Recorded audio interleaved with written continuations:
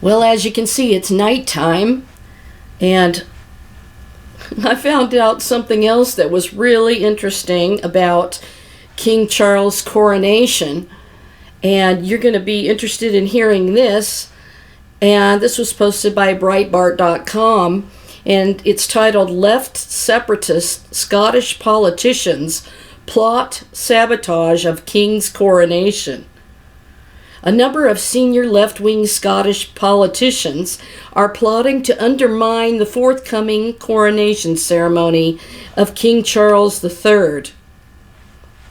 Senior politicians from the left-separatist Scottish National Party, known as SNP, and the ABBEY Party are reportedly looking to undermine the coronation ceremony of Britain's new king, Charles III.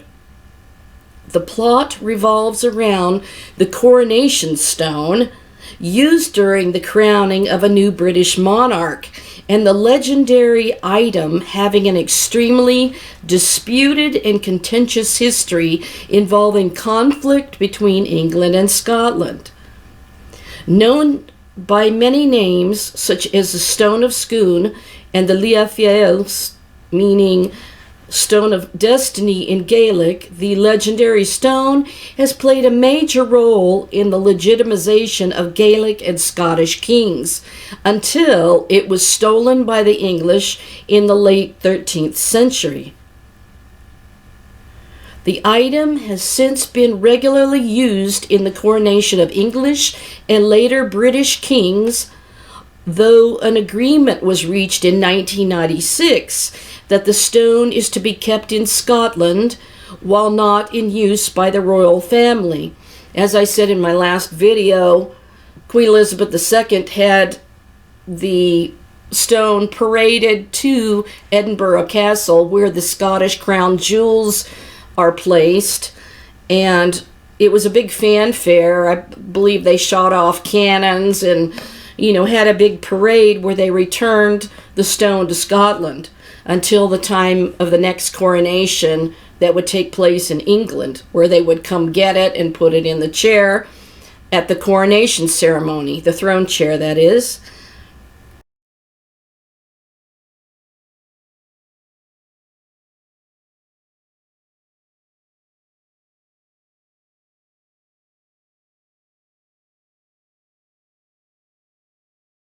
However, now that the stone is once again required for the coming coronation, some Scottish nationalists are now demanding that it is not handed over until the Westminster government agrees to another independence referendum. In a context where the legitimate desire of the people of Scotland to at least have a referendum is being denied by the Westminster government, I don't really see why any Scottish government should just meekly say, "We'll give you back the property which you stole 700 years ago," Alex Salmond of the pro-independence ABBEY Party told Sky News. Such a position has seemingly been backed by SNP leadership hopeful Ash Regan, who reportedly expressed a belief that the stone should remain in Scotland as an ancient symbol of our national heritage. Regan has proposed a compromise of the royal family holding the coronation ceremony in Scotland instead of England in order to prevent the stone from leaving the country. This would be a fitting tribute to the stone's significance in Scottish history, while still honoring the traditions of the United Kingdom of the Crowns, she said, emphasizing that if she were elected leader, she would not allow it to be sent south. Leaving aside the fact that the United Kingdom of the Crowns is not a real entity, the entire thrust of Salmond and Regan's objections to the stone being used for a coronation in England is historically questionable, as while the English did carry it off with them in the 1290s, a king of Scots inherited the English throne from the childless Elizabeth I in the 1600s. 1800s, and the British monarchy has been of Scottish descent ever since, rendering the stone's medieval theft essentially moot. Indeed, suggestions by Scottish nationalists that the country's devolved government should refuse to hand the legendary object over has outraged many pro-Britain unionists in the country. Ash Regan's parroting of Alex Salmond's nonsense really is the silliest appeal to the extremes of the nationalist movement, one Scottish Conservative Party member, Donald Cameron, remarked. Anyone who knows anything about the stone's history can see why it is appropriate for it to be at the King's coronation, and will see it as a mark of Scotland's importance in a great event for the whole of the United Kingdom, he added. Cameron also insisted that the stone would be returned to Scotland after it was used in the coronation ceremony, saying that nationalists in the country really should not be losing any sleep over its safety. Now, a little bit about the stone is that the Stone of Scone, also known as the Stone of Destiny, is seen as of huge significance to Scotland's nationhood. It was the seat on which generations of kings of Scotland and kings of Dalria before them were crowned. Until 1296, it was housed at Scone Abbey, where the coronations of kings of Scotland took place, the last being of John Balliol. But Edward I of England stripped Scotland of all emblems of nationhood in 1296 and took the Stone of Destiny to a new home in Westminster Abbey. Now, this is back when they were causing the Scots not to have any of their national identity, like wearing their tartans of their various clans, and they were legally not allowed to even show their tartans. And by the way, I have my own tartan from my family clan.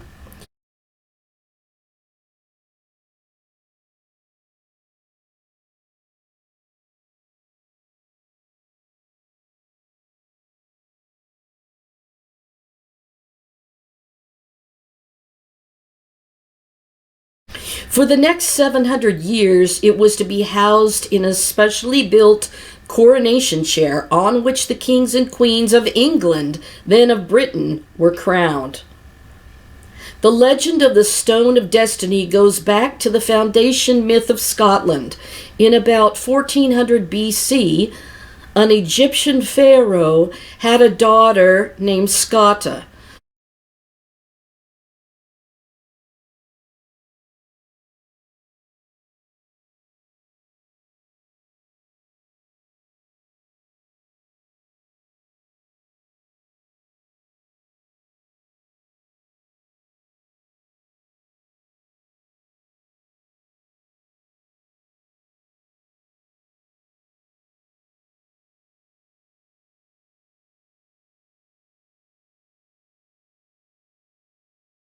Who married Gudale Glass, and they were exiled from Egypt and eventually settled in northwest Spain. Their descendants later conquered Ireland and became the Scoti, who also in time came to rule Scotland. Now, I believe that this Scota was around the time of the Exodus with Moses. When the descendants of Scota arrived in Scotland, the story continues. They brought with them a block of sandstone weighing 152 kilograms. This had been used as a pillow by Jacob when he had the dream reported in Genesis about Jacob's ladder. The Stone of Destiny, as it became known, was first located at Dundee during the time of Dalriada, before being moved to Scone by King Kenneth I. Until Christmas Day, 1950, the Stone of Destiny remained where it had been placed by Edward I in Westminster Abbey. 4 students from Glasgow University broke into Westminster Abbey in the early hours of the morning and removed the stone, accidentally breaking it in 2 as they did so. The stone was subsequently repaired by a Glasgow stonemason before being hidden in a tractor repair shed, a Firemore north of Iverisdale in Wester Ross.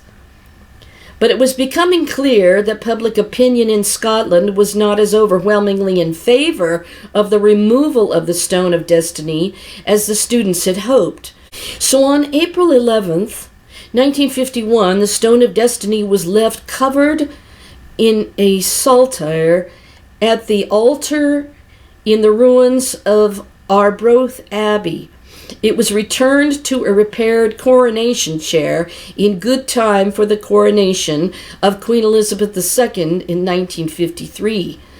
On November 15th, 1996, as a result of initiative by the Conservative Prime Minister John Major, the Stone of Destiny returned to Scotland once more, this time under military escort as it crossed the river Tweed at Coldstream, and now lives alongside the honours of Scotland in Edinburgh Castle, though it will be returned to Westminster Abbey when needed for coronations. Many saw this as a political ploy to resurrect the Conservatives' failing support in Scotland. It didn't work. The 1997 general election saw the Conservative Party emerge without a single Scottish seat in Parliament. Rumours persist about the Stone of Destiny. Some say that monks at Scone Abbey switched the stone, and that what Edward I took to England was not the real Stone of Destiny. Others claim that those who removed the stone on Christmas Day 1950 then switched it, and that what was returned on April 1951 was not the original, which was instead hidden in a peat bank in Wester Ross. As with everything else to do with the Stone of Destiny, the importance of the symbolism surrounding it far outweighs the block of sandstone itself. And this is what I had heard, that before Edward invaded Scotland, the Scots hid the true Stone of Destiny in a peat bog, in a cave there, and it was hidden away, and then the people died that hid it, so it was kind of forgotten, the location. Now, whether this one is the real stone or not, it's complete speculation, and of course is historically said to be Jacob's pillow stone. Now, King Charles III will have the stone taken from Edinburgh Castle and put under his throne chair, more than likely, and be coronated sitting upon it. So it's interesting that we are likely entering soon the time of Jacob's trouble, and they are going to, in Israel, I believe, set this king upon the throne, that they think he's a descendant of perhaps King David and King Solomon. And if this is not only Jacob's pillow stone, they believe it could be David's actual throne chair that King David was coronated upon as well. But Solomon said that he was not only sitting upon his father's throne, upon David's throne, but also it was considered to be the throne of the Lord. So if this earthly king sits upon that throne and is anointed, and he's seated upon the Lord's throne, so to speak, then you could see how, in an absolute monarchy, they can demand worship by their servants, and the people underneath the king that he rules, they are supposed to comply with the king and, basically vow to support him. So the people will have no say in an absolute monarchy. Now, if they put the parliamentary monarchy in place, you would still have Benjamin Netanyahu keep his seat, and also Isaac Herzog keep his seat as president and prime minister there. and then the king would just be a figurehead. And the Sanhedrin appointed the king so they could actually vote King Charles III in if they think he is legitimate heir to the throne. So it'll be interesting to see what happens. This is so incredible, this developed with the holy anointing oil that I did so many videos about, and talked about how I realized Revelation 13 was the restoration of Israel's ancient monarchy and them putting an earthly king on the throne to restore the Davidic dynasty, the seat of David, before King Jesus comes from heaven. And that last 7 years' time of Jacob's trouble, this king will be in place. And of course, many of the rabbis have said that it is the Messiah that's going to perform the red heifer ceremony, which we know they have the red heifers pretty much close to being of age for the Messiah to be able to do that. Now, they're not looking for a Messiah that's God. They're looking for an earthly man who doesn't have any specific powers of any kind, but a political figure who will do all these things in the earth to supposedly improve the conditions of the earth, I suppose you could say. And I would say that the carbon footprint is a huge part of King Charles III's agenda. They said he will be the first climate change king. And of course, one big leader at the WEF.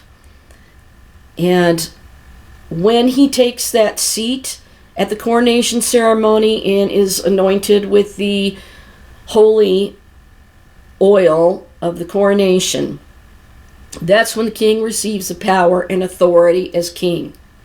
And we see in Revelation 13, this is why I believe, I should say, that these 10 that receive power as kings for 1 hour with the king, this could be the restoration of the 10 tribes with one of the leaders of each tribe as a representative, like a chieftain.